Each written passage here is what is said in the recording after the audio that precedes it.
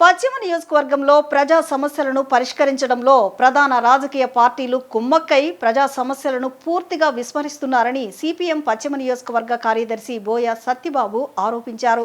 కొండ ప్రాంతాల్లో తాగునీటి సమస్యకు పరిష్కరించడంలో పాలకులు వైఫల్యం చెందారని తీవ్ర ఆగ్రహం వ్యక్తం చేశారు. ప్రజా సమస్యల పరిష్కరించకపోతే రానున్న కాలంలో పోరాటాలు ఉధృతం చేస్తామని హెచ్చరించారు. పశ్చిమ నియోజకవర్గంలోని సర్కిల్ 1 కార్యాలయం ఎదుట సిపిఎం పశ్చిమ నగర కమిటీ ఆధ్వర్యంలో ప్రజా సమస్యల పరిష్కారం కోసం ధర్నా నిర్వహించారు. ఈ సందర్భంగా సత్యబాబు మాట్లాడుతూ పశ్చిమ నియోజకవర్గంలో త్రాగునీటి సమస్య, అండర్ గ్రౌండ్ సమస్య, రోడ్ల సమస్యతో ప్రజలు తీవ్ర ఇబ్బందులకు గురవుతున్నారని తెలిపారు. పాలకపక్షం, విపక్షాలు కలిపి ప్రజలను మోసం చేసి ప్రజా సమస్యలను పూర్తిగా విస్మరిస్తున్నారని అన్నారు. ఇప్పటికైనా పాలకులు, అధికారులు స్పందించి కొండ ప్రాంతాల్లో తాగునీటి సమస్యను పరిష్కరించాలని డిమాండ్ చేశారు. లేబర్ కాలనీలో స్టేడియం నిర్మాణం పనులు వేగవంతం చేసి డిగ్రీ కాలేజ్ అని ఏర్పాటు చేయాలని అన్నారు. 60 సంవత్సరాలు దాటిన వారికి తక్షణమే పెన్షన్లు ఇవ్వాలి, కరెంటు బిల్లుతో సంబంధం లేకుండా పెన్షన్లు ఇవ్వాలి, నిలిపివేసిన పెన్షన్లు వెంటనే ఇవ్వాలి, నిలిపివేసిన పెన్షన్లు వెంటనే ముంపు సమస్యను చిన్నపాటి నరసానికి మునిగిపోతున్న ముంపు సమస్యను. విజయవాడ పశ్చిమ నగరంలో ప్రజా సమస్యలను పట్టించుకునే నాదులు లేరు. ఇక్కడ ఉన్నటువంటి ఎమ్మెల్యే గారు ఎప్పుడు ఉంటారో ఎప్పుడు బయటికి వెళ్తారో తెలియని పరిస్థితుంది.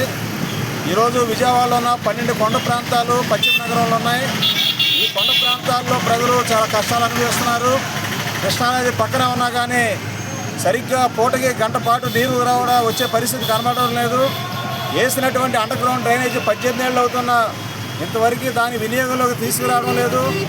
అలాగే లేబర్ కాలనీ స్టేడియం ఇప్పటికీ 15 ఏళ్ళు అవుతుంది, వాటిని ఇంతవరకు పూర్తి చేయడం లేదు. అలాగే విజయవాడ 1 టౌన్ చిన్నపాటి వర్షానికి ముప్పు గురవుతుంది. మరోవైపు దోమలు చీల్చి చండాడుతున్నాయి. ఏ వీధి చూసినా కుక్కలు బెడదలతో జనాలు అల్లాడిపోతున్నారు.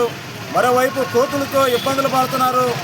అలాగే పశ్చిమ నగరంలో ఉన్నటువంటి వేలాది మంది వృద్ధులు, వితంతులు, వికలాంగులు పెన్షన్లు రాక ఎదురు చూస్తున్నారు, చనిపోతున్నారు. ఇటువంటి పరిస్థితుల్లో మరి రాష్ట్ర ప్రభుత్వం గత వైసీపీ ప్రభుత్వంలాగా పన్నుల బాధలు ఉండదు. ఆస్తి విలువ ఆధారంగా ఇంటి పన్నులను మేము పునఃసమీక్షిస్తాం, ప్రజలకు మేలు చేస్తామని మాటిచ్చి 2 ఏళ్ళు అవుతుంది. ఇంతవరకు 198 జీవోని రద్దు చేయడం లేదు.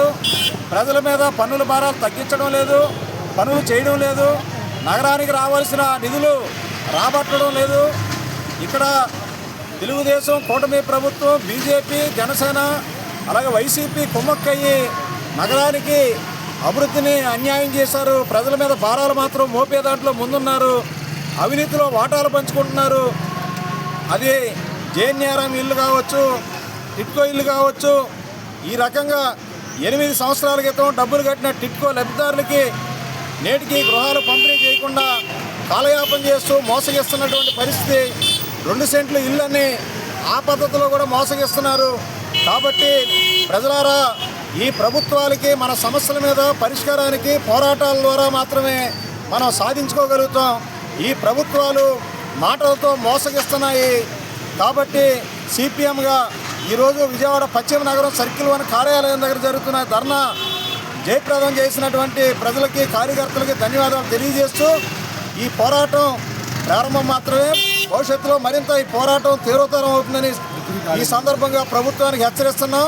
విజయవాడ పశ్చిమ నగరానికి డిగ్రీ కాలేజీని కూడా వెంటనే ఏర్పాటు చేయాలని డిమాండ్ చేస్తున్నాం.